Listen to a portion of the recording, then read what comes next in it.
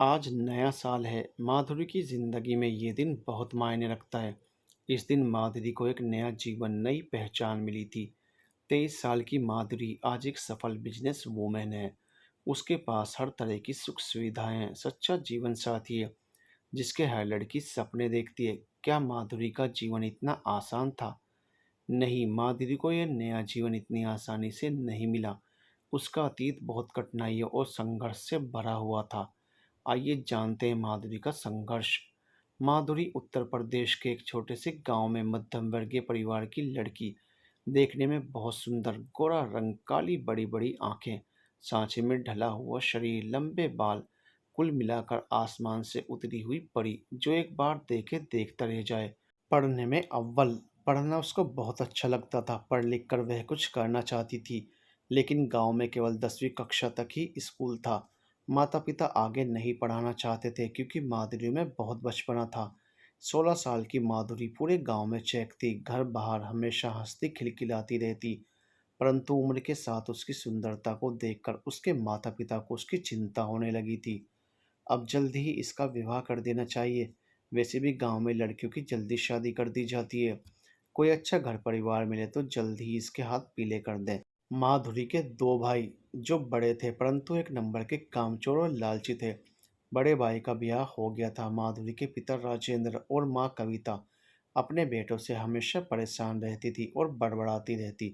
नाशपिट्टे किसी काम के नहीं, एक दारू पीकर पड़ा रहता है और एक पूरे गांव में आवारागर्दी करता है। एक अकेली जान कहाँ कहाँ देखे। कविता माधुरी पर चिल्लाती, माधुरी कुछ घर के कामकाज सीख ले, कल के दिन ससुराल जाने पर परेशानी होगी। पर माधुरी हंसती और कहती, माँ मैं नहीं जाऊंगी इतनी जल्दी ससुराल, अभी तो मैं तुम्हें और परेशान करूंगी। एक दिन राजेंद्र जी के कोई जान पहचान वाला घर आया। उसने माधुरी को देखा तो राजेंद्र जी से बोला, तेरी बेटियां बड़ी हो गई है, ब्याह नहीं करना? राजेंद्र ने कहा, करना तो है भाई, कोई अच्छा घर परिवार मिले, शहर मिले तो ज़्यादा अच्छा। मेरी माधुरी सर्वगुण संपन्न है। रिश्तेदार ने कहा, बात तो तुम्हारी सही है, मेरी नज़र में एक बहुत अच्छा रिश्ता है, अगर तुम कहो तो बात चलाऊं। राजेंद्र ने कहा, इससे अच्छा क्या होगा, आप बात करके बताइए। कुछ दिन बाद उसी रिश्तेदार ने बताया कि लड़का शहर का है, पढ़ा लिखा है और खुद का बिजनेस भी है। लड़के के चाचा चाची को माधुरी की फ़ोटो पसंद आ गई है और वो गांव आना चाहते हैं। राजेंद्र ने कहा, तो देर किस बात की, आप ले आइए कभी भी। इधर शहर में अविनाश के चाचा चाची एक बार लड़की देखने के लिए कह रहे थे, पर अविनाश मना कर रहा था कि चाची वो बहुत छोटी लग रही है फ़ोटो में, अभी बच्ची दिख रही है, मेरा जाना सही नहीं है। इतनी सुंदर फूल सी है, अभी इसकी शादी की उम्र नहीं है, ये सही नहीं है। परंतु चाचा चाची जिद पर आ गए। एक बार चले जाओ, गांव में लड़कियों की जल्दी शादी कर दी जाती है, तुम नहीं तो किसी और से उसकी शादी होगी। पर अविनाश तैयार नहीं था। अविनाश के माता पिता नहीं थे, कुछ साल पहले एक एक्सीडेंट में चल बसे थे। चाचा चाची उसे कोई खास पसंद नहीं करते थे, केवल उसकी जायदाद पाना चाहते थे। अविनाश शादी के लिए तैयार नहीं हो रहा था क्योंकि माधुरी और अविनाश की उम्र में 7 साल का अंतर था, जैसा कि उसे बताया गया था। परंतु शातिर चाचा चाची के दिमाग में अलग ही खिचड़ी पक रही थी कि गांव की कम पढ़ी लिखी लड़की आएगी तो वह हमारे काम में ज़्यादा दखल नहीं देगी और ना वो हमारे इरादों को समझ पाएगी कि हमें अविनाश की दौलत चाहिए, उस गंवार को हम अपने तरीके से नचाएंगे। अविनाश के सामने चाची ने अपना इमोशनल नाटक शुरू कर दिया। अरे बेटा, हम तो तुम्हारा भला चाहते हैं, गांव की सीधी सादी लड़की है और सुंदर है, तुम्हारा अच्छे से ख्याल रखेगी। पर हम लोग होते ही कौन है? तुम्हारे चाचा चाची हैं, कौन से माता पिता हैं? तुम्हारे माता पिता होते तो तुम मना नहीं करते, है ना बेटा? अरे बेटा, एक गरीब का भला होगा सोच कर देखो, उम्र का मत सोचो। गांव के लोग बस अच्छा घर लड़का देखते हैं, उन्हें उम्र से मतलब नहीं होता, इससे भी छोटी उम्र में शादी कर देते हैं। चाची ने सब साम दाम दंड भेद अपना लिए और अविनाश को वहां जाने के लिए मना लिया। इधर गांव में खबर दे दी कि कल लड़के वाले आ रहे हैं, तो माधुरी के घर जोर शोर से तैयारियां शुरू हो गई। परंतु माधुरी इसके लिए तैयार नहीं थी। परंतु घरवालों के सामने उसकी एक न चली। वह रोती रही। उसकी माँ कविता ने समझाया, देख बेटा, अपने गांव में इतनी उम्र में लड़कियों की शादी हो जाती है, तुम्हारी सब सहेलियों की भी शादी हो गई और अच्छा रिश्ता बार बार नहीं मिलता। बेटा समझ। दूसरे दिन अविनाश और उसके चाचा चाची अपनी फॉर्च्यूनर गाड़ी से गांव पहुंचे। गांव के लोग बस गाड़ी को ही देख रहे थे और उसके पीछे दौड़ रहे थे। इतनी बड़ी गाड़ी किसके घर आई है? अविनाश ने माधुरी को देखा तो देखता ही रह गया। ये तो फोटो से भी ज्यादा सुंदर है, पर अभी बिल्कुल बच्ची है। अविनाश अभी भी सोच रहा था कहीं गलत तो नहीं कर रहा। पर दोनों के परिवार वालों के आगे उनकी नहीं चली और बात पक्की कर दी। जल्दी ही शादी का मुहूर्त भी निकल गया। आज से 15 दिन बाद शादी तय हुई। अविनाश के मन में थोड़ा थोड़ा शक हो रहा था कि अचानक से चाचा चाची को इतना प्यार क्यों उमड़ रहा है और शादी को लेकर कुछ ज्यादा ही उतावले हैं। सोचना पड़ेगा इनका। यश बेटा भी तो आने वाला है शादी में, देखते हैं क्या होता है। कुछ तो दाल में काला है। देखते ही देखते 15 दिन निकल गए। शादी गांव में सादे तरीके से की गई। गांव के कुछ लोग और अविनाश के कुछ करीबी लोगों के बीच 16 साल की माधुरी को 23 साल के अविनाश से ब्याह दिया गया। उसकी माँ कविता अपने फर्ज को पूरा कर गंगा नहा ली। अविनाश बहुत समझदार था। उसकी उम्र भी ज्यादा नहीं थी, 23 साल का ही था। माता पिता के ना रहने पर समय से पहले जिम्मेदार और समझदार हो गया था। माधुरी की उम्र को देखते हुए उसने अपना रिश्ता अभी आगे ना बढ़ाने का सोचा। जब तक माधुरी 18-19 की नहीं हो जाती, अभी उसको आगे की पढ़ाई करवाएगा। वह माधुरी का बहुत ध्यान रखता, उसकी पसंद नापसंद सब कुछ। उसे हर तरह से खुश रखता, उसकी पढ़ाई में उसकी मदद करता। माधुरी जो ससुराल आई तो एक बार ही पग फेरे के लिए अविनाश के साथ आकर उसी के साथ चली गई। उसके बाद माँ बाप ने सुध नहीं ली। भाई भाभी तो अपने में ही मस्त रहते। माधुरी को भी अविनाश से इतना प्यार सम्मान मिल रहा था और अपनी पढ़ाई के चलते उसे भी ज्यादा याद नहीं आती थी। कभी कभी गांव के सरपंच के यहाँ फोन पर बात कर लेती। पर क्या चाचा चाची ये देखकर खुश थे? नहीं, उनके मन में कुछ अलग ही चल रहा था। ऊपर से उनके बेटे की नज़र माधुरी पर बनी हुई थी। अविनाश के ऑफिस जाने के बाद चाची ने माधुरी को परेशान करना शुरू कर दिया। माधुरी जब पढ़ने बैठती तो उसे कभी चाय बनाने को कहती, कभी खाना बनाने को। दिन भर उसको काम में लगाए रखती, जिससे माधुरी पढ़ ही नहीं पाती।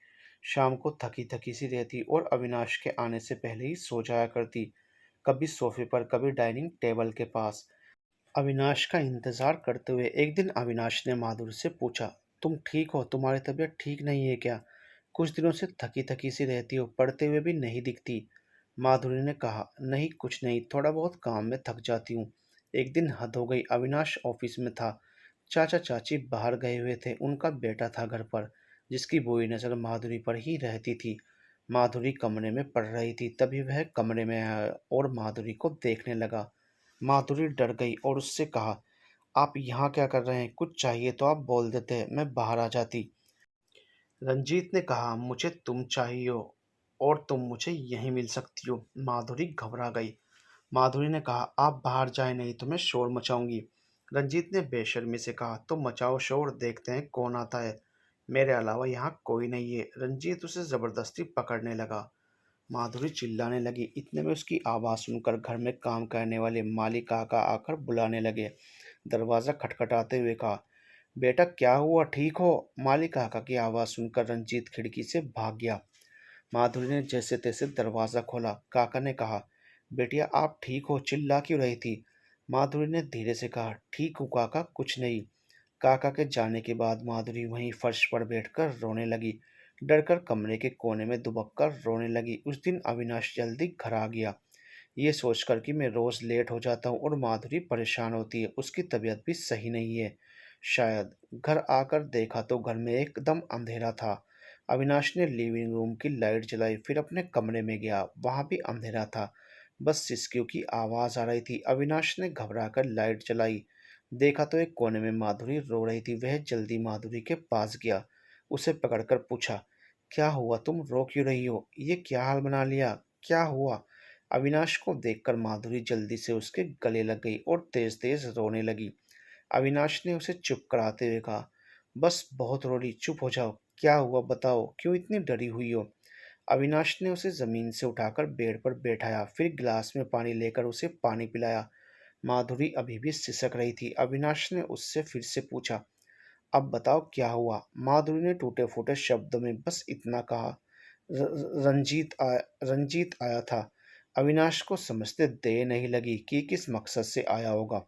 उसने आगे कुछ नहीं पूछा। माधुरी को तेज बुखार था, दवाई देकर उसको सुला दिया। अविनाश ने फैसला लिया, अब वह चाचा चाची के साथ नहीं रहेगा। इस टेंशन वाली रात ने करवट ली। सुबह हुई तो माधुरी कुछ ठीक लग रही थी। अविनाश ने माधुरी से पूछा, अब बताओ सब लोग कहाँ थे? कल चाचा चाची नहीं थे तो बाकी के नौकर मेड सब कहाँ थे? माधुरी ने अविनाश को सब बताया। रंजीत क्या कह रहा था, फिर माली काका आए तो खिड़की से कूदकर भाग गया। आपके ऑफिस जाने के बाद चाची मेड से काम नहीं कराती, मुझसे काम कराती हैं। अविनाश को सुनकर बहुत गुस्सा आया। उसने कहा, तुमने मुझे बताया क्यों नहीं अब तक? अविनाश ने कहा, अपनी पैकिंग करो, अब हम इस घर में नहीं रहेंगे। माधुरी ने कहा, फिर कहाँ जाएंगे? अविनाश बोला, ऑफिस के पास हमारा एक और बंगला है, वहाँ रहेंगे, चलो। अविनाश ने किसी से कुछ नहीं कहा और अपना माधुरी का ज़रूरत का सामान लेकर चला गया। चाचा चाची बस तिल मिलाकर रह गए। अविनाश माधुरी को लेकर अपने ऑफिस के पास वाले बंगले पर चला गया। वहाँ वह दोनों अच्छे से रह रहे थे। माधुरी घर को संभालने के साथ साथ पढ़ाई भी करती थी। धीरे धीरे समय निकलता गया और माधुरी की 12वीं की परीक्षा हो गई। पढ़ाई में अच्छी होने की वजह से उसने 10वीं के बाद सीधे 12वीं में प्राइवेट फार्म भरकर एग्ज़ाम दिया। अब कॉलेज की पढ़ाई की तैयारी थी। एक दिन अविनाश को ऑफिस में काम करते हुए अचानक से सिर में दर्द होने लगा। खांसी के साथ ब्लड आ गया। वह घबरा गया। ये क्या हो गया? ऐसा तो पहले कभी नहीं हुआ। दीपक अविनाश का बहुत अच्छा दोस्त है जो उसी के साथ अक्सर रहता था। अपने ऑफिस के साथ साथ अविनाश का भी काम संभालता था। दीपक ने अविनाश की हालत देखी तो कहा, क्या हुआ अविनाश, तबीयत ठीक नहीं है, चलो डॉक्टर को दिखाते हैं। नहीं, कुछ नहीं हुआ, शायद काम का प्रेशर ज़्यादा हो गया है, नींद भी पूरी नहीं हुई है। तुम जूस मंगवा दो, आराम करूंगा तो ठीक हो जाऊंगा। दीपक बोला, पर ऐसे कैसे, तुझे ब्लड आ रहा है? नहीं, मैं ठीक हूँ, तुम चिंता मत करो। यहाँ किसी को मत आने देना, मैं आराम करूँगा। जैसी तुम्हारी मर्जी। वैसे एक बात कहूँ, 2-3 दिन के लिए ऑफिस की छुट्टी ले लो, कहीं घुमाओ, अच्छा लगेगा। माधुरी को भी घुमा लाओ, जब से शादी हुई है तुम लोग कहीं नहीं गए। माधुरी को भी अच्छा लगेगा। अविनाश बोला, देखता हूँ, पहले ये प्रोजेक्ट कंप्लीट हो जाए। ठीक है, आराम करो, मैं थोड़ी देर बाद आता हूँ। कुछ दिन और गुजरे। अविनाश को अपने शरीर में बहुत कमज़ोरी लगने लगी। कभी कभी नाक मुंह से खून आने लगता। उसने सोचा, अब मुझे डॉक्टर को दिखा लेना चाहिए। बात शायद कुछ और है। दीपक से कहता हूँ डॉक्टर से अपॉइंटमेंट लेने के लिए। दीपक और अविनाश हॉस्पिटल के लिए निकल गए। डॉक्टर ने चेकअप के बाद कहा, आपके कुछ टेस्ट करने होंगे मित्तल साहब। जी, मैं तैयार हूँ, कब कराने होंगे? आप कल सुबह 10 बजे आ जाइए। जी doctor, thank you so much. Avinash सुबह 10 बजे हॉस्पिटल पहुँच जाता है। सारे चेकअप के बाद डॉक्टर ने कहा, मित्तल साहब आपको रिपोर्ट कल शाम तक मिल जाएंगी। अब अविनाश को रिपोर्ट का इंतज़ार था। पता नहीं क्या हुआ होगा। आई होप सब अच्छा हो। माधुरी का क्या होगा? भगवान न करे मुझे कुछ हो गया तो। वो अब किसके सहारे रहेगी? उसे अब चिंता होने लगी थी। वक्त के साथ माधुरी सुंदर और समझदार होती जा रही थी। माधुरी ने अविनाश को परेशान देखा तो पूछा, आप इतने परेशान क्यों हैं? आप ठीक तो हैं? 5-6 महीने में दोनों एक दूसरे को समझने लगे थे। माधुरी भी खुलकर बात करने लगी थी। कुछ नहीं, बस थोड़ा सिर में दर्द है। माधुरी बोली, मैं दवाई लगा दूं, फिर अदरक वाली चाय बना देती हूँ, आपको अच्छा लगेगा।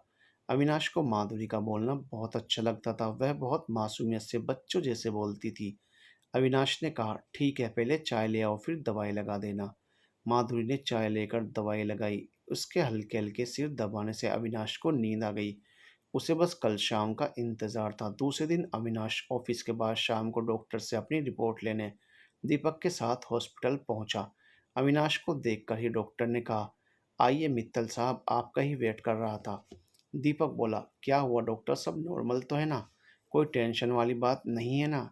नहीं सर, सब नॉर्मल नहीं है। बात यह है कि मित्तल साहब ने इलाज में देर कर दी, या इन्हें पहले कुछ सिम्टम्स समझ में नहीं आए क्या? अविनाश बोला, साफ साफ बताइए डॉक्टर, क्या हुआ है, मुझे टेंशन हो रही है। डॉक्टर, दरअसल बात यह है मित्तल साहब, आपको ब्लड कैंसर हुआ है, वो भी लास्ट स्टेज पर है। अविनाश तो सुनकर ब्लैंक हो गया। उसे तो कुछ सूझ ही नहीं रहा था क्या कहे। तभी दीपक बोला, ये क्या कह रहे हैं डॉक्टर, कुछ भी मत बोलिए, एक बार फिर से रिपोर्ट चेक करें, शायद आपको कुछ गलतफहमी हुई है। नहीं, मुझे कोई गलतफहमी नहीं हुई है। इनके पास बस कुछ दिन हैं, ये आराम करें और अपना ध्यान रखें। मैं अभी से इनका इलाज शुरू करता हूँ। मैंने पहले ही बड़े बड़े स्पेशलिस्ट डॉक्टर से कंसल्ट कर लिया है। दीपक बोला, डॉक्टर हम यहाँ से बाहर कहीं और दिखा सकते हैं? जहाँ इसका बेहतर इलाज हो सके। आजकल कोई बीमारी इतनी बड़ी नहीं है जिसका कोई उपचार ना हो, हम विदेश में दिखा सकते हैं।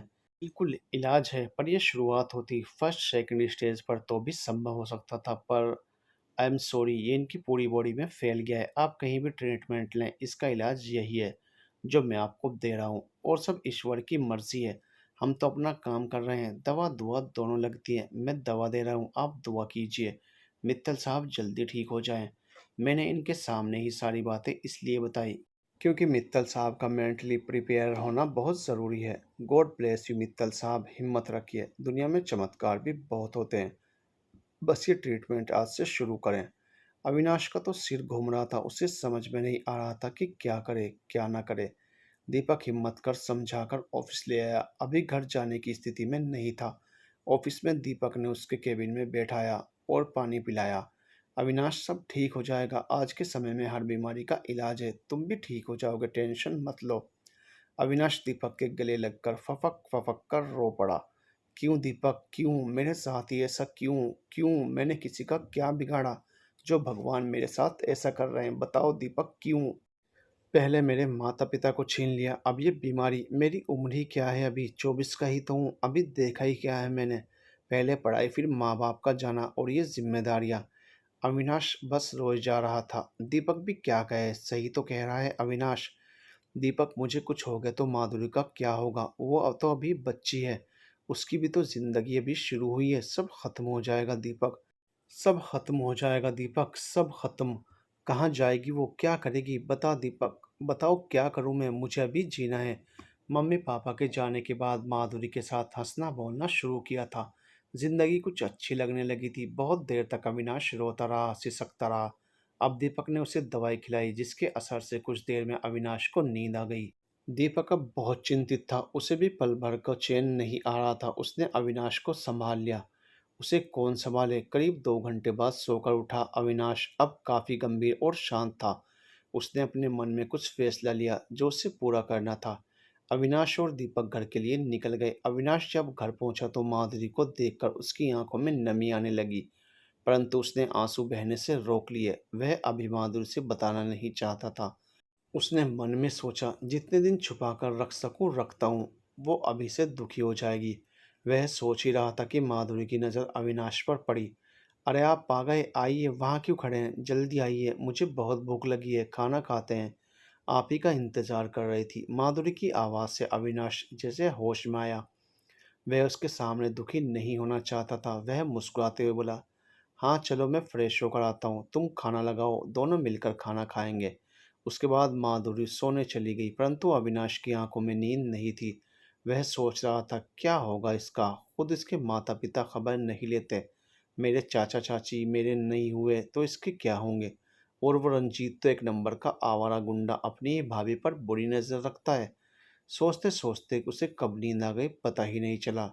जब सुबह ऑफिस में अविनाश दीपक से बोला, दीपक मैंने एक फैसला लिया है, तुम मानोगे, बहुत ज़रूरी बात है, तुमसे कहना चाहता हूँ। हाँ कहो, मैं सुन रहा हूँ, मैं तो हमेशा तुम्हारे साथ हूँ। जो भी फैसला लिया बताओ, तुम बड़े हो, फिर मेरे लिए मेरे भाई, मेरा दोस्त, परिवार सब हो। आज जो कुछ मेरे पास है सब कुछ तुम्हारा दिया हुआ ही तो है। मेरा है ही कौन दीपक, मेरी ये सारी प्रॉपर्टी फैक्ट्री सब माधुरी के नाम पर करना है। चाचा चाची का कोई भरोसा नहीं, उसे कब घर से बाहर कर दें, और मेरे जाने के बाद तुम माधुरी का पूरा ध्यान रखोगे, उसकी जिम्मेदारी मैं तुम्हें देता हूँ। तुझे पता है हमारे रिश्ते की सच्चाई, अच्छा हुआ जो मैंने अपना रिश्ता आगे नहीं बढ़ाया। वह बहुत समझदार है, फिर अभी उसमें बचपना है, प्लीज़ उसे तुम संभाल लेना। इतना कहते हुए वह बहुत भावुक हो गया और आंखों से आंसू बहने लगे। अविनाश, संभालो अपने आप को, सब ठीक हो जाएगा, हम बेस्ट से बेस्ट ट्रीटमेंट कराएंगे। तुम्हें कुछ हो गया तो मैं भी तो अनाथ हो जाऊंगा। ऐसा मत बोलो, मैं तुम्हें कुछ नहीं होने दूंगा। दीपक, मेरे बाद सब तुम्हें संभालना है, माधुरी के सपने पूरे करने हैं। रंजीत और चाचा चाची को देखना, उनकी नज़र मेरी जायदाद पर है। रंजीत का कोई भरोसा नहीं, कब क्या करे, मैं चाहता हूँ मेरे जाने से पहले सब सेटल कर दूँ। तुम समझ रहे हो ना दीपक, तुमने सुना ना डॉक्टर ने क्या कहा। मैं कितना भी इलाज करा लूँ, मेरे पास ज़्यादा दिन नहीं है। पता नहीं भगवान ने मुझे किस बात की इतनी बड़ी सज़ा दी है। नहीं भाई, ऐसा कुछ नहीं है, तुम ठीक हो जाओगे, भगवान अच्छे लोगों की ही परीक्षा लेते हैं। दीपक जब छोटा था 12-13 साल का अनाथ था। सड़क किनारे जूते पॉलिश करता था। एक दिन अविनाश के पापा से कहा, साहब पॉलिश करा लो, कुछ पैसे मिल जाएंगे, कल से कुछ नहीं खाया। अविनाश के पापा को उस पर दया आ गई। उन्होंने पूछा, क्यों, घर में कोई नहीं है, तुम भूखे क्यों हो, क्या नाम है तुम्हारा? छोटू साहब, सब छोटू छोटू कहते हैं, कोई गाली देता है, कोई कुछ कहता है। मैं अनाथ हूँ साहब, मेरा कोई नहीं है। अविनाश के पापा ने कहा, चलो मेरे साथ मेरे घर में रहोगे। दीपक खुश हो गया। आप मुझे काम देंगे? उन्होंने कहा, हाँ चलो सब देंगे, खाना रहना। और अविनाश के पापा उसे घर ले आए। अविनाश और उसकी माँ को सारी बातें बताई तो अविनाश की माँ भी खुश हो गई। ये आपने अच्छा किया, हमारे अविनाश को एक दोस्त और भाई मिल जाएगा। अविनाश भी बहुत खुश हो गया। तब से अविनाश और दीपक साथ में हैं। दिवाली के समय छोटू उनके घर आया था, इसलिए उसका नाम उन्होंने दीपक रखा। अविनाश के मम्मी पापा के जाने के बाद अविनाश दूसरे घर चला गया, जो अविनाश के पापा ने उसके नाम पर लिया था। चाचा चाची उसे पसंद नहीं करते थे। धीरे धीरे समय निकल रहा था और अविनाश की हालत खराब होती जा रही थी। एक दिन घर पर सुबह सुबह अविनाश की तबीयत ज़्यादा खराब हो गई और उसके मुंह और नाक से खून आने लगा। ये देखकर माधुरी बहुत घबरा गई। ये क्या हुआ आपको? ये खून क्यों निकल रहा है? आपकी तबीयत ठीक नहीं है, आप बहुत कमज़ोर होते जा रहे हैं। इतना काम मत किया करो। और माधुरी खुद अविनाश का खून साफ करने लगी। मैं डॉक्टर को बुलाऊं? दीपक ले आएंगे। नहीं, मैं ठीक हूँ माधुरी, तुमसे कुछ बहुत ज़रूरी बात करनी है।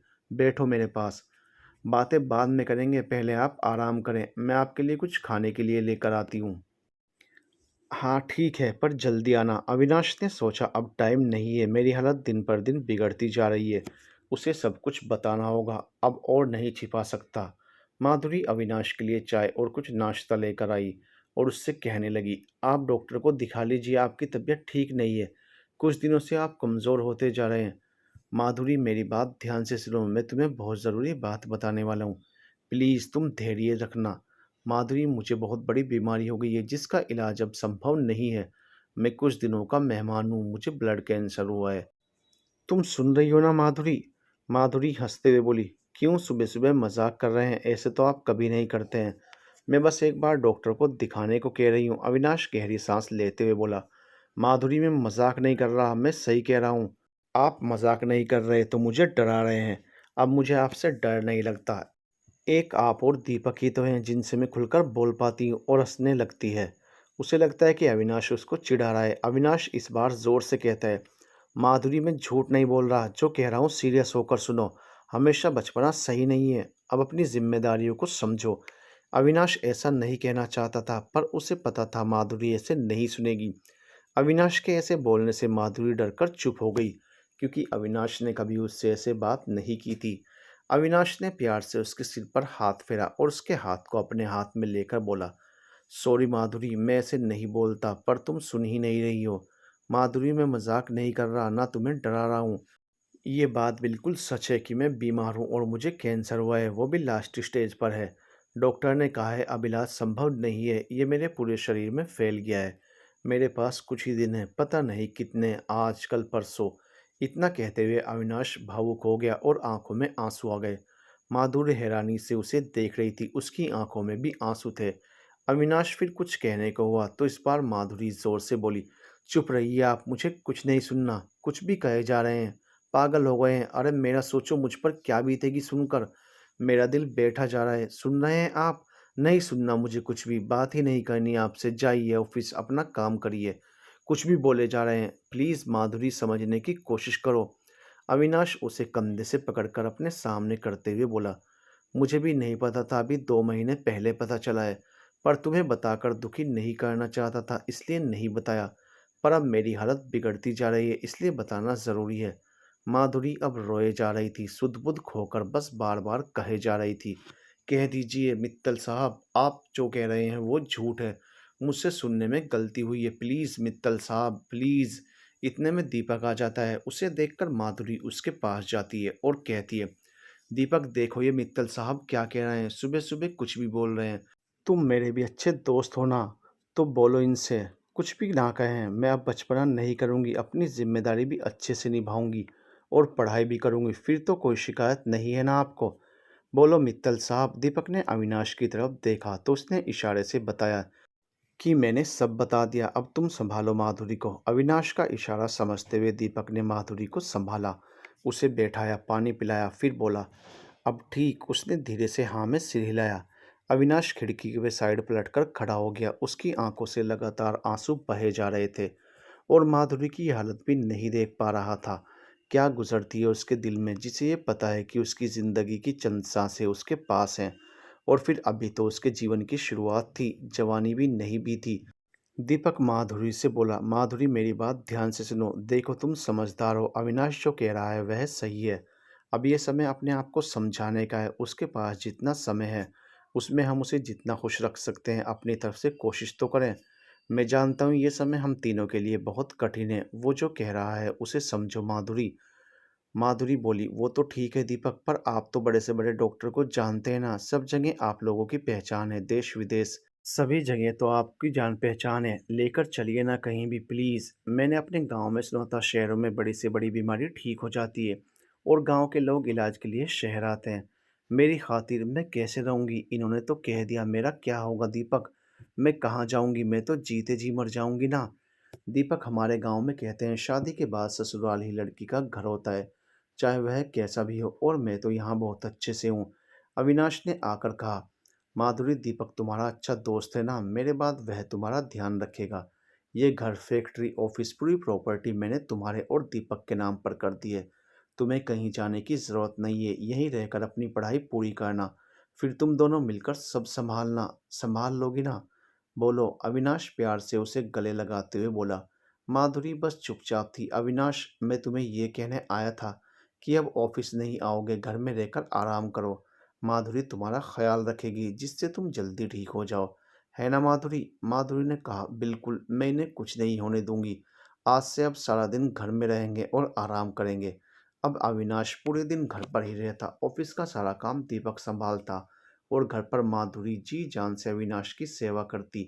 परंतु नियति को कौन बदल सकता है? अविनाश की दिन ब दिन खराब होती हालत देखकर माधुरी और दीपक को बहुत दुख होता। वो दोनों अपने दिल पर पत्थर रखकर अविनाश के सामने हंसते बोलते रहते। एक महीना भी नहीं बीता और एक दिन खून की उल्टी के साथ अविनाश की सांसों की डोर टूट गई, काल के गाल में समा गया। इस समय ही गंभीर बीमारी ने उसे ले लिया। माधुरी के दुख का कोई पार नहीं था। वो चीखती चिल्लाती रह गई। आंसुओं की धारा एक मिनट के लिए भी आंखों से नहीं टूट रही थी।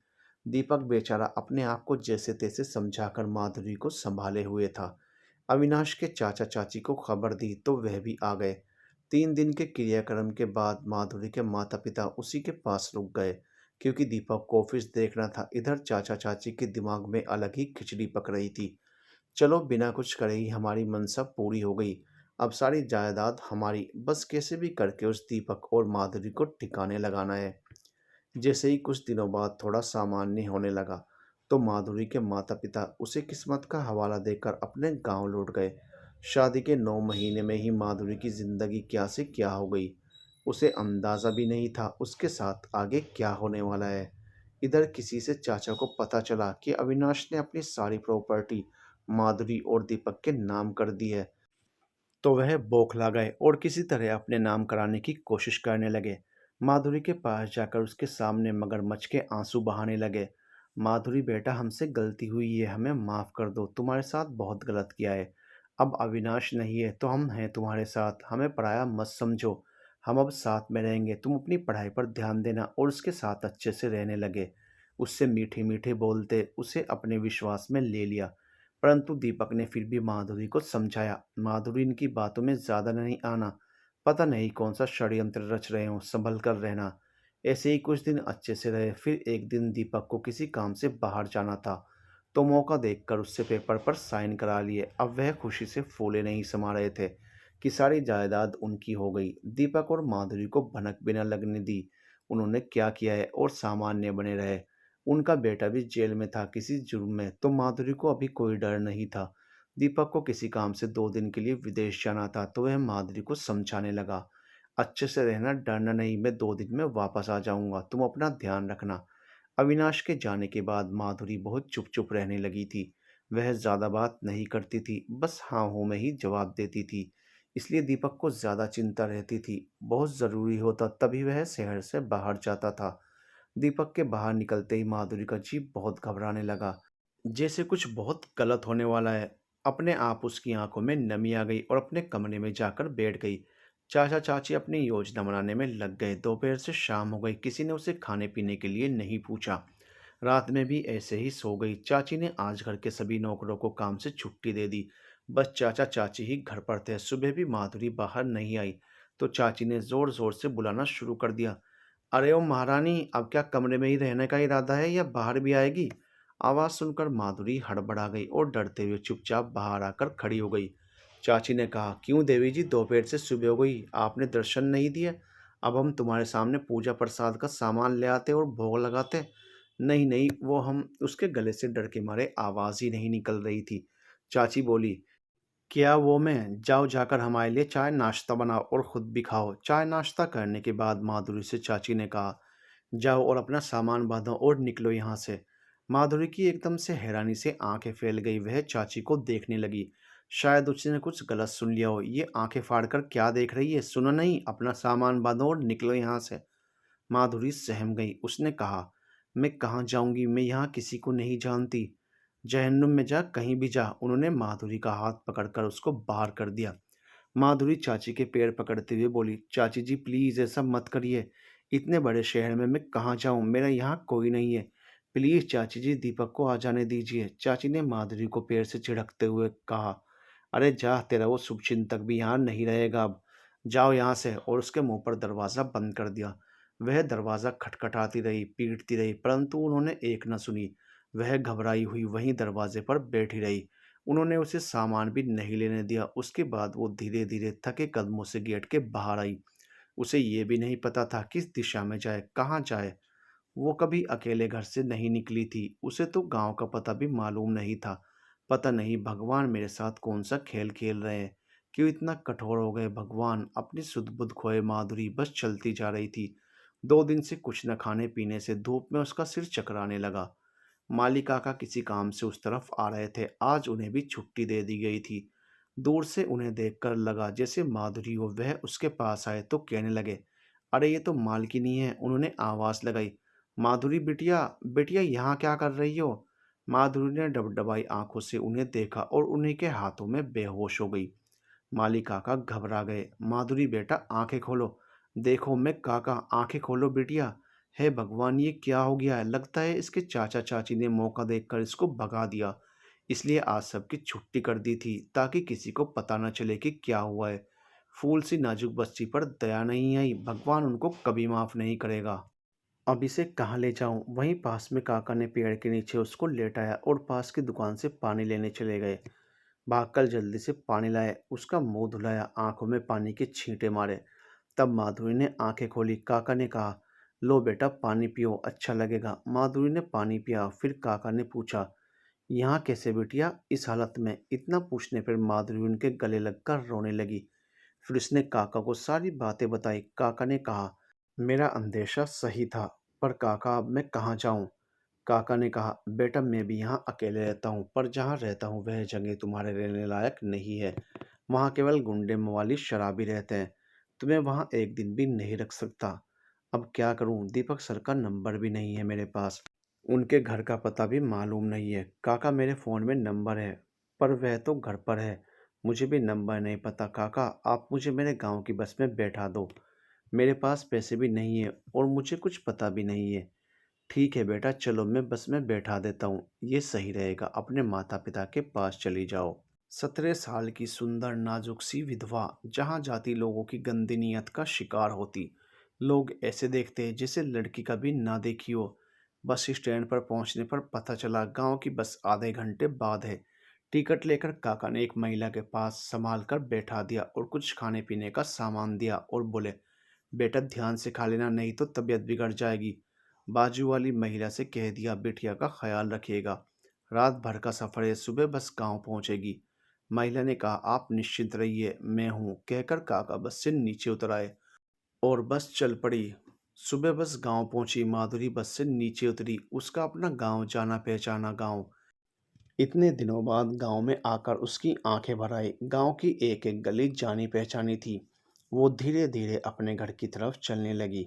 गांव में सुबह सुबह जल्दी चहल पहल शुरू हो जाती है, तो कुछ लोगों ने माधुरी को देखकर मुंह फेर लिया, तो कुछ बड़बड़ाने लगे, ये अपशकुनी अमंगली यहाँ क्यों आ गई? बताओ, साल भर भी ब्याह को नहीं हुआ और अपने पति को खा गई, मनहूस कहीं की। कुछ बातें माधुरी के कानों में पड़ रही थी, फिर भी वह सिर नीचे किए चुपचाप चली जा रही थी।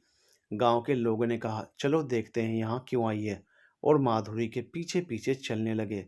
माधुरी जैसे ही अपने घर पहुंची, माधुरी की माँ कविता ने देखा माधुरी आई है। माँ ने कहा, बेटिया तुम यहाँ कैसे? उसके पीछे देखा, गांव वाले लोग खड़े थे। माँ ने कहा, आओ बेटा बैठो। अकेले आई है या कोई और भी है? माधुरी अपनी माँ से गले लगकर रोने लगी और कहा, माँ अब मैं यहीं रहूंगी। क्यों, क्या बात हो गई? माँ, मुझे घर से निकाल दिया गया, इसलिए मैं यहाँ आ गई।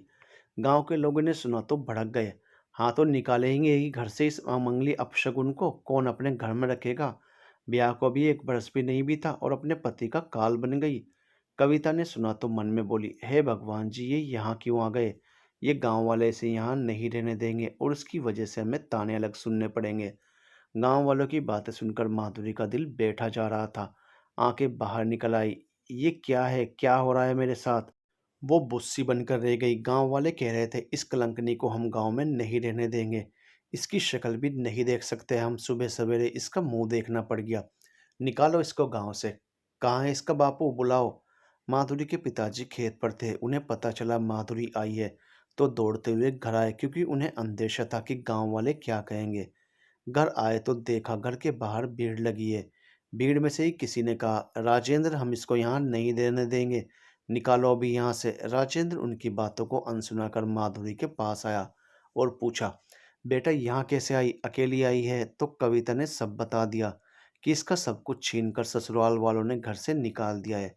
राजेंद्र ने सुनकर गांव वालों से कहा, ये कहाँ जाएगी बेचारी, अभी इसकी उम्र ही क्या है? थोड़ा तरस खाओ, फूल सी बच्ची के साथ अनर्थ पर अनर्थ हो रहा है। अरे वाह राजेंद्र, अपने गांव के कायदे कानून भूल गए क्या? शुरू से यही होता आया है कि साल भर के अंदर जिसके पति की मृत्यु हो जाती है, उसे सादे कपड़ों में सिर मुंडवा कर किसी भी तीर्थ स्थल के आश्रम भेज दिया जाता है।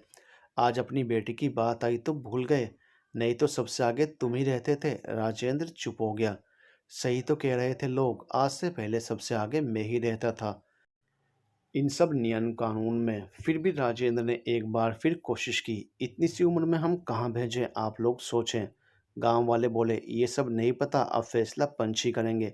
अरे कोई बुलाकर लाओ रे। माधुरी के भाई भाभी भी तमाशा देख रहे थे। वो भी कुछ नहीं बोले, क्योंकि वो खुद ही जायदाद के लालच में उसके पास जाने वाले थे। उन्हें पता चला अब इसके पास कुछ नहीं है, तो उन्होंने भी अपना मुंह फेर लिया और तमाशा देखने लगे। बाप बढ़ाना भैया, सबसे बड़ा रुपया। गांव के मुखिया जी को बुलाया गया। मुखिया जी आए और सारी बातें सुनी। मुखिया जी ने राजेंद्र से कहा, देखो राजेंद्र, हमारे गांव का नियम तो शुरू से ही यही है कि कोई साल भर के अंदर विधवा हो जाए तो उसे गांव में नहीं रहने दिया जाता। अपने गांव में कम उम्र में ही ब्याह दिया जाता है, तो किसी एक की वजह से नियम तो नहीं बदलेगा। राजेंद्र कुछ न कह पाया, क्योंकि गांव में मुखिया का फैसला आखिरी फैसला होता है। सारे गांव वाले एक साथ चिल्लाने लगे, हाँ हाँ, निकालो इसे यहाँ से, हम इसे यहाँ नहीं रहने देंगे। माधुरी बेजान गुड़िया सी बनी हुई सबकी बातें सुन रही थी।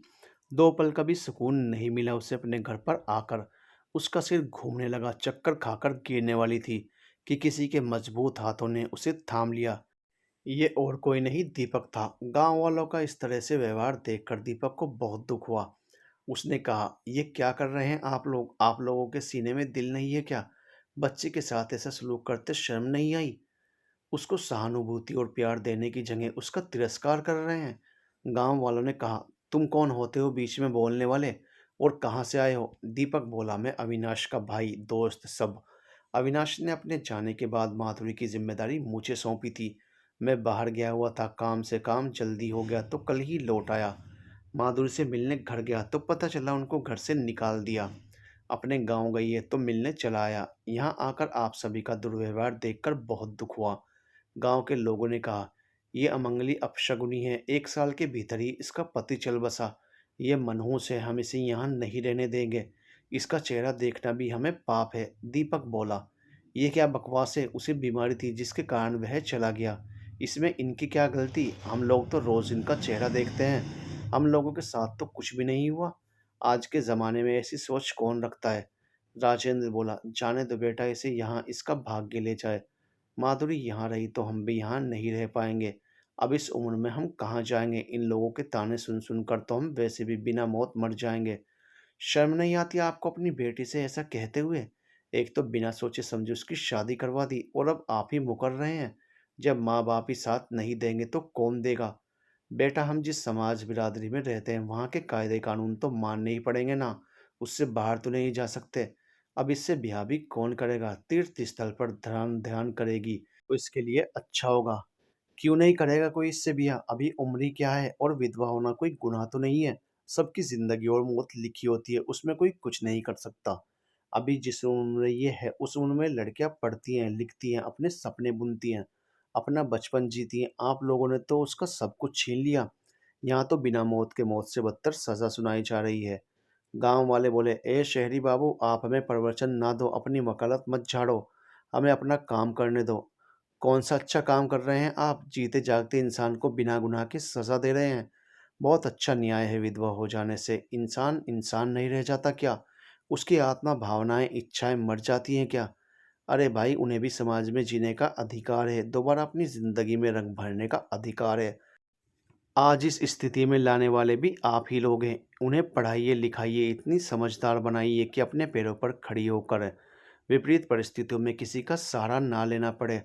अब गांव और शहर में कोई अंतर नहीं है, फ़र्क है तो सिर्फ सोच का। ससुराल वाले ऐसा दुर्व्यवहार करें तो मान भी लें, आप लोग तो मायके वाले हैं। आप लोगों की बेटी है, उसका घर है, बेटियां माँ बाप के घर ही तो आती हैं। आप लोग बताइए, जब से ये यहाँ आई है, इनका मुँह देखने से किसका अमंगल हुआ? कौन-सा अपशगुन हो गया? विधवा को एक कमरे में रहने से, फीका खाने से, सिर मुड़ाने से क्या हो जाएगा? बताइए। अपनी सोच बदलिए, इंसानियत दिखाइए। किसी को दया नहीं आई कि 17 साल की बच्ची कहाँ जाएगी, क्या करेगी? माधुरी के भाई ने कहा, आप हैं कौन जो इस तरह से इतना ज्ञान दे रहे हैं? अरे, आपसे कहेंगे तो आप करेंगे इनसे ब्याह? अपनाएंगे? बड़े आए हमदर्द बनने वाले। बातें करना सरल है, निभाना मुश्किल है। दीपक बोला, मैं माधुरी को यहाँ से ले जाने ही आया हूँ। अविनाश ने मुझसे कहा था इन्हें पढ़ा लिखा कर काबिल बनाना, ताकि अपने पैरों पर खड़ी हो सकें, और इनका साथ हमेशा देना। माधुरी चाहेगी तो मैं उससे शादी करने को तैयार हूँ। कोई पाप या जुर्म नहीं है किसी की ज़िंदगी में उसकी मर्ज़ी से खुशियाँ देना, उनमें रंग भरना, उनका साथ देना गलत तो नहीं है। सन 1886 में सरकार ने खुद पुनर्विवाह की मान्यता दी थी, और अब तो सरकार भी ऐसे लोगों को कल्याणी नाम से संबोधित करती है। और तो और विधवाओं के लिए कई प्रकार की कल्याणी योजनाएं चलाई जा रही हैं। पर सरकार 2 लाख रुपए देती है। कम उम्र की विधवाओं को 300 रुपये और अधिक उम्र की विधवाओं महिलाओं को 500 रुपये पेंशन देती है। जब सरकार इतना सोचती है तो हम और आप कौन होते हैं किसी की ज़िंदगी का फैसला लेने वाले? उसका दुख नहीं बांट सकते, सहानुभूति नहीं दे सकते, मानविक भाव नहीं रख सकते, तो कम से कम अत्याचार तो मत करो। कैसे माँ बाप भाई हैं जिन्हें लोगों के कहने पर अपनी बेटी अपनी बहन का दुख दिखाई नहीं देता? उन्हें बेटी से बढ़कर समाज बिरादरी और उसके नियम कानून ज़्यादा ज़रूरी है। पर कहते हैं ना, लोगों की सोच को बदलना इतना आसान नहीं होता। उन्हें अपने सालों पहले बनाए नियम ज़्यादा ज़रूरी हैं, खास तौर पर गाँवों में। चलो माधुरी, क्या तुम चलोगी मेरे साथ? माधुरी तो अपनी सुध बुध खोए बस एकटक सबकी बातें सुन रही थी। उसे कुछ समझ नहीं आ रहा था कि क्या होता है उसके साथ। एक हादसे से उसका जीवन ही पलट गया। मान मर्यादाओं के आगे खून के रिश्ते भी बदल गए। कोई किसी का नहीं होता, अपनों से बढ़कर आज एक पराया मेरे लिए खड़ा है। दीपक ने माधुरी को ऐसे खोया हुआ सा देखा तो फिर से कहा, माधुरी, माधुरी सुन रही हो? माधुरी को कंधे पकड़कर झकझोरा। माधुरी, कहाँ खोई हो? क्या हुआ माधुरी? माधुरी एकदम से बोली, हाँ हाँ, क्या कहा? माधुरी, मैंने कहा मेरे साथ चलोगी ना, अविनाश का सपना पूरा करने? हाँ दीपक, चलो चलूंगी। यहाँ है ही कौन हमारा? हमारे अपनों ने तो हमें मरने के लिए छोड़ दिया। एक नज़र उसने गांव वालों और अपने घर, अपने परिवार को देखा और दीपक के साथ गाड़ी में बैठ गई। एक नज़र पलटकर नहीं देखा और चली गई, कभी ना वापस आने के लिए। गांव वाले और परिवार के लोग चुपचाप मूक दर्शक बने हुए उसे जाते हुए देखते रहे। कविता और राजेंद्र की आंखों से आंसू जरूर लुढ़क आए, लेकिन अपने नियम कानून में जकड़े होने के कारण वो कुछ नहीं कर पाए क्योंकि आज से पहले इस तरह के फैसले राजेंद्र ही आगे बढ़ कर करता था। राजेंद्र अपने मन में बोला, शायद मुझे किसी की आह लगी होगी, तभी आज यह स्थिति मेरे साथ हुई है और मैं कुछ नहीं कर पाया। किस मुंह से किससे क्या कहूँ, मेरे कर्मों की सजा मेरी बेटी को मिली। गाड़ी में माधुरी एकदम चुपचाप मुरझाई सी बैठी हुई थी। दीपक ने एक ढाबे पर गाड़ी रोकी और माधुरी से कहा, माधुरी बाहर आओ, मुंह हाथ धो लो, अच्छा लगेगा, चेहरा देखो पीला पड़ गया है। माधुरी ने कहा, मन नहीं है।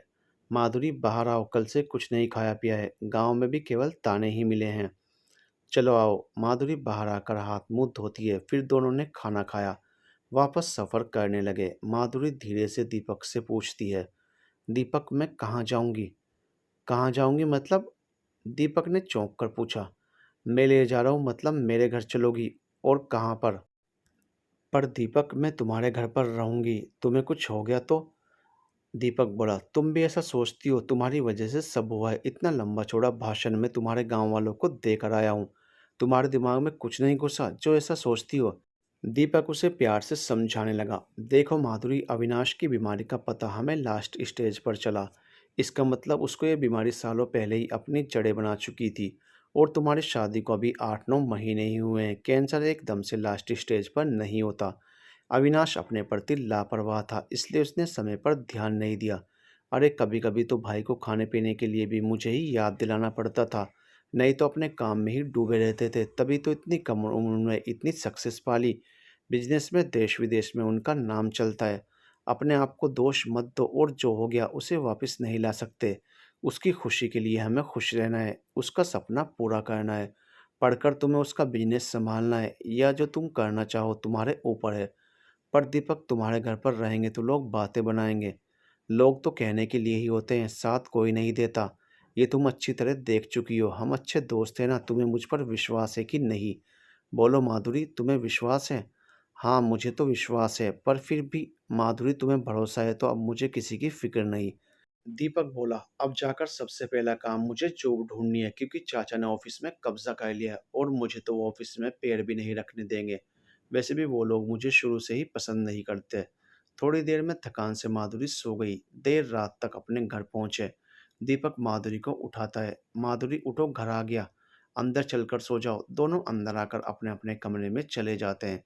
नई रोशनी के साथ सूरज ने अपनी किरणें बिखेरी। नई सुबह, नया आगाज, नई जिम्मेदारी के साथ दीपक माधुरी का दिन शुरू हुआ। दीपक ने माधुरी को घर दिखाया, रसोई दिखाई और कहा, अब तुम यहाँ अपने हिसाब से सामान देख लेना और जो चाहिए हो मालिक काका को बता देना। अब मालिक काका हमारे साथ ही रहेंगे क्योंकि वो भी अकेले रहते हैं। उन्होंने चाचा चाची के काम छोड़ दिया है। अब तुम भी दिन भर अकेली रहोगी तो वो रहेंगे यहाँ, मैं ऑफिस में रहूँगा। आज मैंने नाश्ता बना दिया है, तुम फ्रेश होकर आओ, साथ में करते हैं।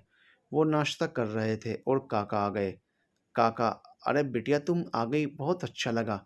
दीपक बोला, काका आप ध्यान रखना माधुरी का, मैं जॉब के लिए जा रहा हूँ, देखता हूँ कहाँ अच्छी मिलती है। काका बोले, अब तुम निश्चिंत होकर जाओ बेटा, अब हम यहाँ हैं। दीपक को बहुत बड़ी कंपनी में अच्छी पोस्ट पर जॉब मिल गई, क्योंकि अविनाश और दीपक का बिजनेस वर्ल्ड में बहुत नाम था। सभी पहचानते थे, तो उसे जॉब मिलना मुश्किल नहीं था। शाम को घर पर आकर दीपक ने बताया, मुझे बहुत अच्छी जॉब मिल गई है माधुरी, अब तुम अपनी पढ़ाई कुछ दिनों में शुरू करो। अगले महीने से कॉलेज में एडमिशन शुरू हो जाएंगे। दिन पंख लगाकर उड़ने लगे। माधुरी अपनी पढ़ाई में दिन रात मेहनत करने लगी। दीपक ने सभी काम वाले लगा रखे थे, ताकि माधुरी को काम के कारण पढ़ाई में डिस्टर्ब ना हो। दीपक और माधुरी की बॉन्डिंग भी अच्छी होती जा रही थी। समय के साथ माधुरी की सुंदरता बढ़ती जा रही थी। दीपक माधुरी को मन ही मन बहुत प्यार करने लगा था, पर कभी कहा नहीं जब तक उसका ग्रेजुएशन पूरा नहीं हो जाता। माधुरी अब 22 साल की हो गई थी, उसकी पढ़ाई पूरी हो गई थी। आज एमबीए का रिजल्ट था, जिसमें उसने पूरे कॉलेज में टॉप किया। माधुरी में अब आत्मविश्वास बढ़ गया था, वह पहले जैसी सीधी सादी और कमज़ोर नहीं थी।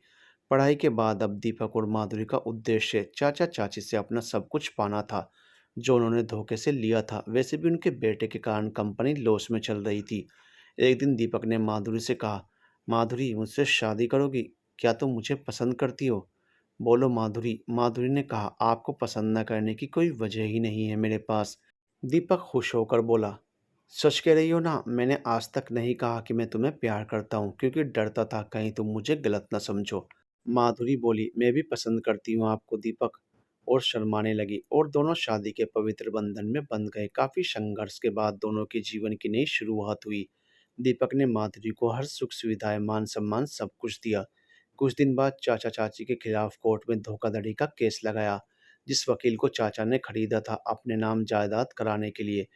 उसी वकील ने उनके खिलाफ गवाही दे दी, जिससे चाचा चाची को सजा हुई और उन्हें फैक्ट्री, ऑफिस, घर सब वापस मिल गया, जो अविनाश ने माधुरी और दीपक के नाम पर किया था।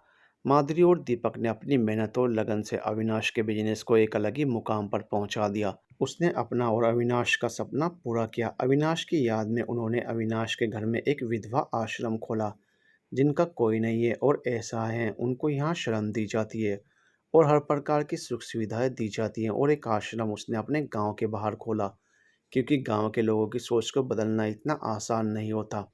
भारत में आज भी बहुत से गांव ऐसे हैं जहां ऐसी मान्यताओं को माना जाता है।